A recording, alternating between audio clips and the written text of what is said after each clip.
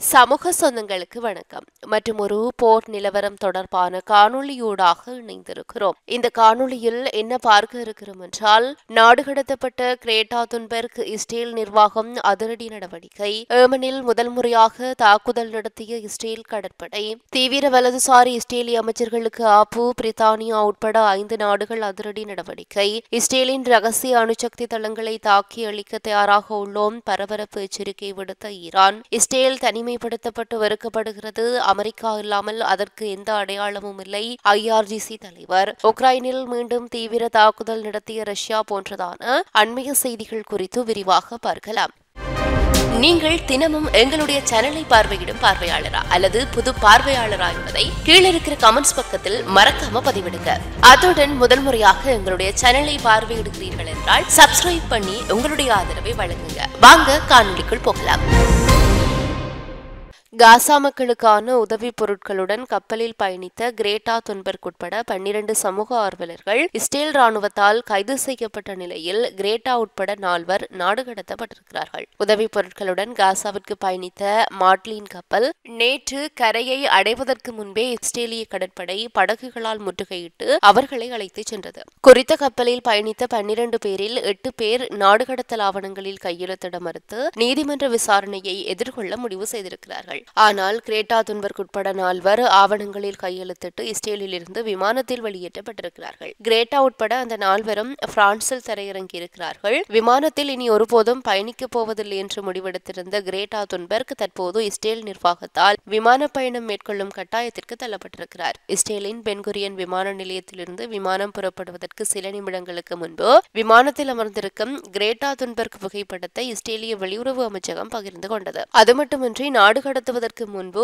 Hamas படைகள் முன்னெடுத்த October தாக்குதல் காட்சிகளின் காணொளியை கிரேட்டா உட்பட 12 சமூக ஆர்வலர்களும் பார்வையிட ராணுவத்திற்கு அறிவுறுத்தியதாக பாதுகாப்பு அமைச்சர் இஸ்ரேல் காட்ஸ் தெரிவித்துள்ளார். ஜூத எதிர்ப்பு கிரேட்டாவும் அவரது சக ஹமாஸ் ஆதரவாளர்களும் தாங்கள் ஆதரிக்க வந்த ஹமாஸ் அமைப்பு யார் என்பதை சரியாக புரிந்து கொள்வது பொருத்தமானது. அவர்கள் யாருக்காக வேலை செய்கிறார்கள்? பெண்கள், முதியவர்கள் மற்றும் குழந்தைகளுக்கு எதிராக ஹமாஸ் படைகள் என்ன அட்டூழியங்களை செய்தார்கள்? இஸ்ரேல் தன்னை பாதுகாத்துக் கொள்ள யாருக்கு எதிராக போராடுகிறது என்பதை அவர்கள் புரிந்து கொள்ள வேண்டும் என்றும் இஸ்ரேல் காட்ஸ் குறிப்பிட்டார். ஆனால் கிரேட்டா உட்பட சமூக ஆர்வலர்கள் அந்த ஆவணப்படத்தை பார்வையிட மறுத்ததாக கூறப்படுகிறது. இந்த நிலையில் பட்டினியால் வாடும் காசா மக்களுக்கு உதவி வழங்க விரும்பியதற்காக கிரேட்டா துன்பெர்க் மற்றும் அவரது சக ஆர்வலர்களை யூத எதிர்ப்பாளர்கள் என முத்திரை குத்தியதற்காக அமைச்சர் ஹாட்ஸ் மற்றும் பிற இஸ்ரேலிய அதிகாரிகள் விமர்சனத்திற்கு உள்ளாகி இருக்கிறார்கள். இது மனிதாபிமான உதவி அல்ல, இது வெறும் இன்ஸ்டாகிராம் நாடகம் என இஸ்ரேலிய அரசாங்க செய்தி தொடர்பாளர் டேவிட் மென்சர் கிண்டலடித்தும் இருக்கிறார். இஸ்ரேலின் ராணுவ நடவடிக்கைகளும் உதவி தடைகளும் சுமார் 2 மில்லியன் பாலஸ்தீனர்கள் வசிக்கும் காசா பிரதேசத்தை பஞ்சத்தின் அபாயத்தில் ஆழ்த்தி இருக்கிறது. கடும் நெருக்கடியில் தள்ளப்படும் காசா மக்களுக்கான உதவியை முடக்கியிருப்பதோடு இஸ்ரேல் ராணுவம் தங்களை வலுக்கட்டாயமாக நாடு கடத்தியதாகவே கிரேட்டா உட்பட 12 சமூக ஆர்வலர்களும் இந்த பயணத்தை திட்டமிட்ட FFC அமைப்பும் குற்றம் சாட்டி இருக்கிறது. இதற்கிடையே ஏமனின் ஹவுத்தி கிளர்ச்சியாளர்கள் கட்டுப்பாட்டில் உள்ள துறைமுக நகரமான ஹொடைடாவில் இஸ்ரேல் கடற்படை முதல் முறையாக செவ்வாய்க்கிழமை தாக்குதல் நடத்தியிருக்கிறது. தங்களின் அல் மசீரா தொலைக்காட்சி மூலம் ஹவுத்தி கிளர்ச்சியாளர்கள் இந்த தாக்குதல் குறித்த அறிவிப்பை வெளியிட்டிருக்கிறார்கள். துறைமுகத்தில் கப்பல் நிறுத்தும் இடங்கள் குறிவைக்கப்பட்டதாக அவர்கள் கூறினாலும் அது தொடர்பான கூடுதல் விவரங்களை அவர்கள் வெளியிடவில்லை. இதுகுறித்து இஸ்ரேல் ராணுவம் வெளியிட்டிருக்கின்ற அறிக்கையில் தங்களது கடற்படை ஏவுகணை கப்பல்கள் மூலம் இந்த தாக்குதலை நடத்தியதாக அறிவித்தது. ஹவுத்தி கிளர்ச்சியாளர்களுக்கு எதிரான தாக்குதல்களில் இஸ்ரேல் தன்னுடைய கடற்படையை ஈடுபடுத்தியிருப்பது இதுவே முதல் முறை. காசா போரில் ஹமாஸுக்கு ஆதரவு தெரிவித்து ஹவுத்தி கிளர்ச்சியாளர்கள் இஸ்ரேலை நோக்கி ஏவுகணை வீசுவது அதிகரித்து வருகிறது. இதற்கு ஹொடைடா, ராசிசா, அல் சலீப் துறைமுகங்கள் பயன்படுத்தப்படுவதாக குற்றம் சாட்டிய இஸ்ரேல் அந்த பகுதியில் இருந்து பொதுமக்கள் வெளியேற வேண்டும் என்று இணையதளம் மூலம் திங்கட்கிழமை இரவு எச்சரிக்கை விடுத்தது. அதன் தொடர்ச்சியாக ஹொடைடா துறைமுகத்தில் இந்த தாக்குதல்கள் நடத்தப்பட்டிருக்கிறது. 2017 ஏமன் தலைநகர் சனா உள்ளிட்ட கணிசமான பகுதிகளை ஹவுத்தி கிளர்ச்சியாளர்கள் கைப்பற்றியதிலிருந்து பல்லாயிரக்கணக்கான ஏமானியர்களுக்கு உணவு மற்றும் பிற நிவாரணப் பொருட்கள் வழங்குவதற்கான முக்கிய நுழைவாயிலாக ஹொடைடா துறைமுகம் இருக்கிறது. இந்த துறைமுகம் தற்போது இஸ்ரேல் கடற்படையின் தாக்குதலுக்கு உள்ளாகி இருக்கிறது. ஏமன் மக்களுக்கான நிவாரணப் பொருள் விநியோகத்தை பாதிக்கும் என்று அஞ்சப்படுகிறது.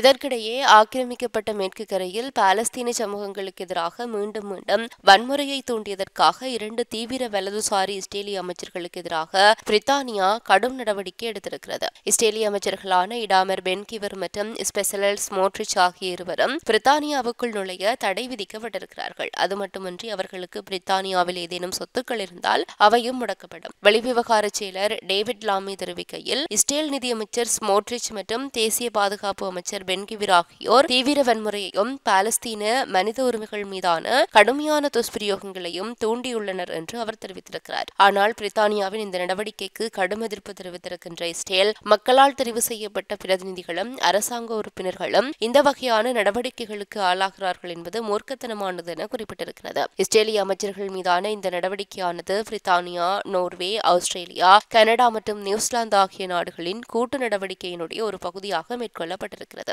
ஸ்மோட்ரிச் மற்றும் பென்கிவிர் ஆகிய இருவரும் காசாவில் நடந்த போர் குறித்த அவர்களின் நிலைப்பாட்டிற்காக உலக அளவில் கடுமையாக விமர்சிக்கப்பட்டிருக்கிறார்கள். இரு அமைச்சர்களும் காசாவிற்குள் உதவிகளை அனுப்புவதை கடுமையாக எதிர்ப்பதோடு அங்கிருக்கின்ற பாலஸ்தீனர்களை அந்த பகுதிக்கு வெளியே மீள்குடியேற்ற வேண்டும் என்றும் அமெரிக்க ஜனாதிபதி டிரம்பின் கோரிக்கையை நிறைவேற்ற வேண்டும் என்றும் தொடர்ந்து அழைப்பு விடுத்து வந்திருக்கிறார்கள். இந்த நிலையில் பிரித்தானிய வெளிவிவகார அமைச்சகம் வெளியிட்ட அறிக்கையில், மேற்கு கரையில் இருக்கின்ற பாலஸ்தீன சமூகங்கள் தீவிர இஸ்ரேலிய குடியேறிகளின் கடுமையான வன்முறை செயல்களால் தொடர்ந்து பாதிக்கப்பட்டு வருவதால் இது எதிர்கால பாலஸ்தீன அரசையும் குறைமதிப்பிற்கு உட்படுத்தப்படுகிறது என தெரிவித்திருக்கிறது. இதனிடையே இஸ்ரேலிய வெளிவிவகார அமைச்சர் கிடியோன் சார் தெரிவிக்கையில், இந்த விவகாரம் தொடர்பில் பதிலளிக்க அடுத்த வாரம் அமைச்சரவை கூடும் என்று தெரிவித்துள்ளமை குறிப்பிடத்தக்கது.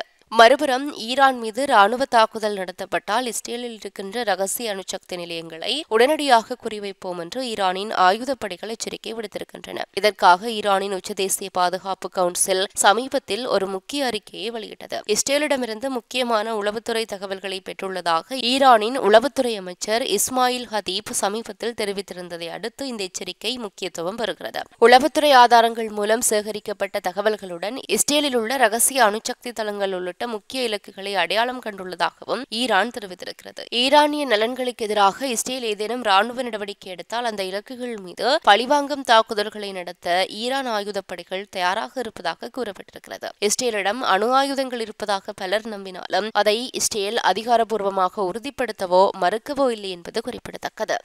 இதேவேளை ஈரானின் இஸ்லாமிய புரட்சிகர காவலர் படையின் தலைமை தளபதி major general Hossein Salami Israel அமெரிக்காவை முழுமையாக சார்ந்திருப்பதால் அதற்கு அரசியல், பொருளாதார அல்லது ராணுவ அடையாளம் இல்லை என்று தெரிவித்திருக்கிறார். இஸ்ரேலுக்கு அரசியல், பொருளாதார அல்லது ராணுவ அடையாளம் இல்லை. அது முற்றிலும் அமெரிக்காவை சார்ந்திருக்கிறது. மேலும் உலக அளவில் தனிமைப்படுத்தப்பட்டு வறுக்கப்படுகிறது. இந்த ஆட்சிக்கு உலகளாவிய புவிசார் அரசியலில் இடமில்லை என்று தெரிவித்திருக்கிறார். இஸ்ரேலிய அதிகாரிகள் போர்க்குற்றங்களுக்காக தேடப்படுவதால் அமெரிக்காவை தவிர வேறு எந்த நாட்டிற்கும் பயணிக்க துணிவதில்லை என்றும் சலாமி தெரிவித்திருக்கிறார். காசாவில் உள்ள பாலஸ்தீனர்களின் வளர்ந்து வருகின்ற எதிர்ப்பு மற்றும் மீள்தன்மை காரணமாக அவர்கள் இறுதியில் போரில் வெற்றி பெறுவார்கள் என்றும் சலாமி நம்பிக்கை தெரிவித்தார். மேலும் ஆபரேஷன் அல்-அக்ஸா புயல் இஸ்ரேலுக்கு எதிரான போரின் தன்மையை மாற்றியமைத்து இஸ்ரேலுக்கு எதிரான வெற்றி அடையக்கூடியது என்பதை நிரூபித்ததாக குறிப்பிட்ட அவர், இந்த நடவடிக்கை இஸ்ரேலை வெல்ல முடியாது என்ற பிம்பத்தை உடைத்தறிந்தது என்றும் வலியுறுத்தியிருக்கிறார். மேற்கத்திய நாடுகளின் ஆதரவால் மட்டும் இஸ்ரேலிய ஆட்சி தப்பிப்பிழைத்திருக்கிறது என்றும் அவர் கூறியிருக்கிறார்.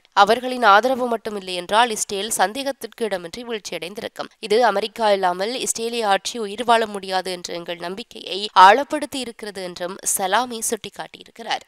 இறுதியாக உக்ரைன் தலைநகர் கீவ் மற்றும் தெற்கு துறைமுக நகரமான ஒடேசா மீது ரஷ்யா செவ்வாய்க்கிழமை அதிகாலை ட்ரோன்கள் மற்றும் ஏவுகணைகளை கொண்டு தீவிர தாக்குதல் நடத்தியது. இதில் 3 உயிரிழந்தார்கள், 13 பேர் காயமடைந்தார்கள். இந்த தாக்குதல் 3 ஆண்டுகளாக நீடிக்கும் போரின் மிகப்பெரிய தாக்குதல்களில் ஒன்று என உக்ரைன் அதிபர் ஜெலன்ஸ்கி தெரிவித்திருக்கிறார். ரஷ்ய படைகள் ஒரே இரவில் 315க்கும் மேற்பட்ட ட்ரோன்களையும் 7 ஏவுகணைகளையும் செலுத்தியதாக அவர் தெரிவித்தார். ஒடேசாவில் உள்ள ஒரு மகப்பேறு மருத்துவமனையும் பொதுமக்கள் குடியிருப்பு பகுதிகளும் இந்த தாக்குதலில் சேதமடைந்ததாக பிராந்திய ஆளுநர் ஒலெக் ஹிபர் தெரிவித்திருக்கிறார். அங்கு 2 பேர் உயிரிழந்திருக்கிறார்கள், 9 பேர் காயமடைந்திருக்கிறார்கள். ரஷ்ய தாக்குதல் காரணமாக கீவின் ஒபெலோன்ஸ்கி பகுதியில் மேலும் ஒருவர் உயிரிழந்திருக்கிறார். உக்ரைன் போரில் இதுவரை இல்லாத அளவுக்கு ரஷ்யா 500க்கும் மேற்பட்ட ட்ரோன்களால் தாக்குதல் நடத்திய மறுநாளே இந்த தாக்குதல் நடத்தப்பட்டிருக்கிறது. ரஷ்யாவுக்குள் ரகசியமாக ட்ரோன்களை கடத்தி அவற்றின் மூலம் அந்த நாட்டின் ஏராளமான குண்டுவீச்சு விமானங்களை உக்ரைன் அளித்தது. அதற்கு பதிலடியாக ரஷ்யா நடத்தி வருகின்ற தாக்குதலின் ஒரு பகுதியாக காரணமாக தற்போது இந்த தாக்குதல் நடத்தப்பட்டுள்ளதாக கூறப்படுகிறது. இத்துடன் இந்த காணொளி நிறைவு பெறுகிறது. இந்த காணொளி பற்றி உங்களுடைய கருத்துக்களை கீழே இருக்கிற கமெண்ட்ஸ் பக்கத்தில் பதிவிட்டு செல்லுங்க. மற்றும் ஒரு காணொளி வாயிலாக சந்திக்கலாம். தொடர்ந்தும் சமூகத்தோடு இணைந்திருங்கள். இது போன்ற பல செய்திகளை தெரிந்து கொள்ள நம்முடைய சமூக மீடியா யூடியூப் சேனலை சப்ஸ்கிரைப் செய்து அருகில் உள்ள பெல் பட்டனை கிளிக் செய்யுங்கள். மேலும் செய்திகளை உடனுக்குடன் தெரிந்து கொள்ள சமூகமீடியா.com என்ற இணையதளத்தின் வாயிலாக எங்களுடன் இணைந்திருங்கள்.